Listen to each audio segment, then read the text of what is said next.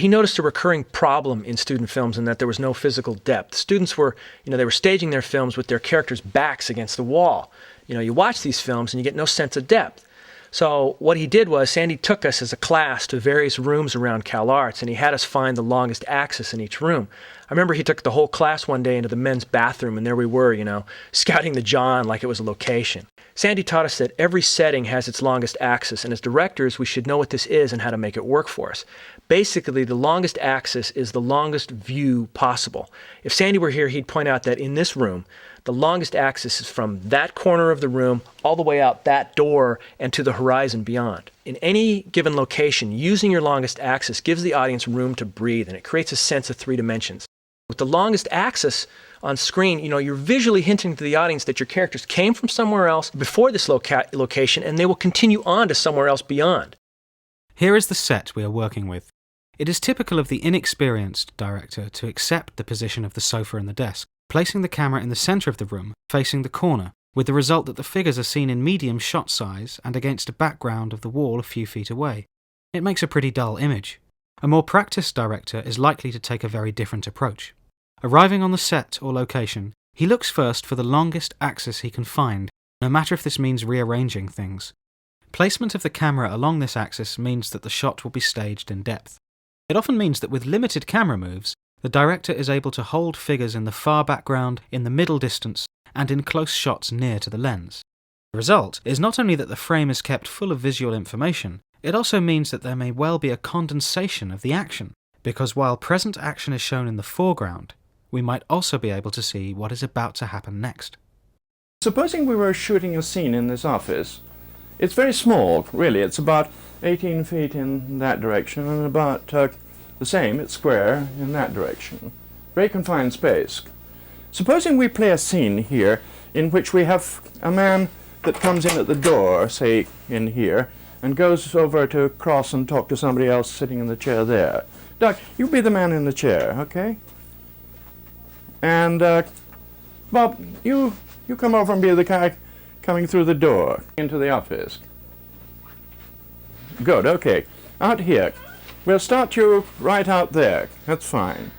And then you will come in to talk to Doug here.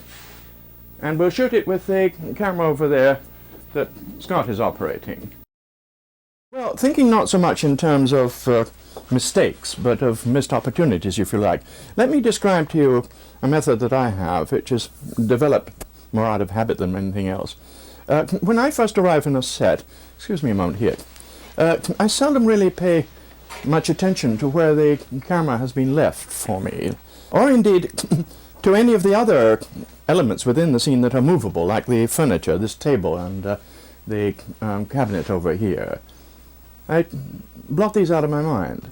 In fact, this too, because I really want to move all of the furniture that can be moved, so that I have the space here quite empty. Okay, everything out of the way. What am I looking for? Well, when I come onto a setting or a studio set or wherever, what I look around is at the things that aren't movable, the architecture. And in particular, I look for the horizon. I look for vistas. Now, the thing that's interesting about this was that the student over here took for granted that because the camera was here and the action over there, he was going to photograph in this direction here. That's pretty dull because he's shooting against a flat, blank wall, featureless. I look for more interesting vistas of some sort. And to me, the most interesting thing about this room, obviously, is the big window over here. The vista that I can see away over there. Hills and trees and the horizon and all that. So, when I arrive on a set, I find the longest axis to a point of infinity somewhere here. And then I retreat along that axis here into the farthest point. And I say, here is the place where I can look to the farthest distance. And I begin to arrange furniture and characters and movements to the vector of this particular lens. And within this setup, I'll have images that show infinite horizon. Let's bring the desk back in here. So, I bring the desk in there. Now, if the room is 18 feet that way and 18 feet that way here, the diagonal is probably somewhat longer. We have a studio where one set was donated It still needed addition to make it a useful set. So Sandy designed how we will use it, and for instance that you have to have the longest possible axis for the camera to look. So the way he designed it is that, say, we'll be in a kitchen, but if we open the door to the living room, we'll see diagonally through it to the steps leading supposedly to the upper floor. Or on another side, when we are looking outside of this set through the window to the lobby, so to say, we see right across the whole house and the next window on the other side. A documentary film was being made concerning MACKENDRICK's own work at one point while I was at CalArts. The day before they came in to shoot their interview with him, his desk really was against a wall, with just a blank wall behind him. And he knew almost certainly if they came in to shoot that interview, they'd just put the camera up in front of him, in front of that wall, and that would be it. And you just have his face and nothing else. The previous evening, I came in there and he was in another of his let's rearrange the office moods. I didn't really understand why, but he had me push the desk in front of this huge plate glass window which looked out over a valley scene but told you were in the San Fernando Valley. The information coming in from that window told you something about the environment that he taught in. He also very carefully, as I recall, was trying to place objects on his desk that were never on his desk, but it filled out the scene. And to go to the next step, when we were working on it, he was even putting up little blockades so that they couldn't put the camera in certain places, that he would set cabinets or something where they might be tempted to do it, but he wouldn't like that shot, so that he could go, oh, well, that can't be moved, that can't be moved. I'm afraid you're going to have to put the camera over here. But he was doing that not only to control everybody, which he liked to do, but also because he knew perfectly well that master shot, that he inflicted the longest axis on those documentary people in the context of this cubicle that he was in. And he was proving to me that even in a box, there's still a longest axis. There's still a point in the room from which you're getting the most information and you're providing the performer, the director, with the greatest number of options. By arranging the action on a long axis, you put the audience in a position where they can see much more than the characters can see.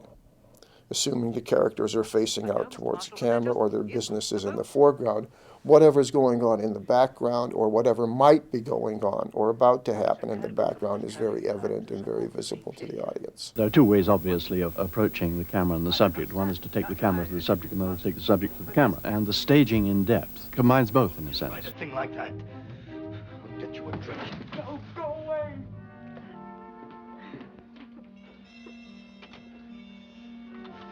Susie, look, I'm sorry. If I said anything or did anything... Get out of here! I did...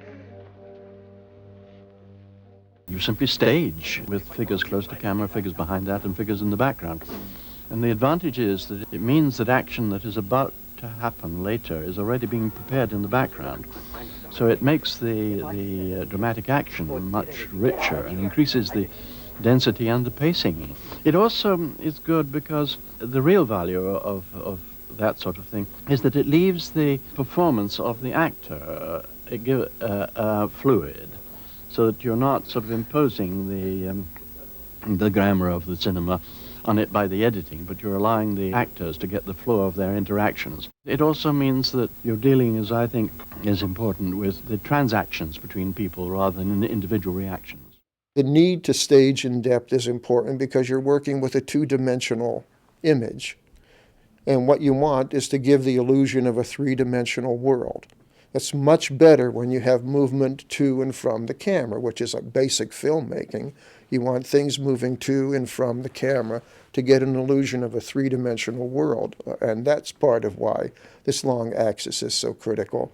The other, from his point of view, and I think in many cases a point of view, it allows you a close-up where we can see the face revealing something that no one behind could see. People who with something to hide would have a reason to walk into close-up.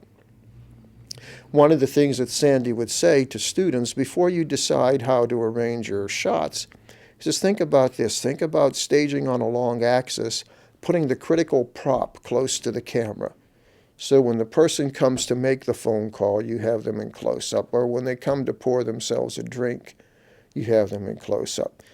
Shooting on the long axis allows you to get every potential screen size in a single shot, from close-up to long shot. When we were discussing with Sandy matters of cinematography and of lighting, he brought my attention to things which are other names for it, but he called it the anticipatory lighting, that when you have a scene in which whatever is happening, but in this scene we see, for instance, a door or a window with a very bright light, especially the opening like a door, with a very bright light coming through it.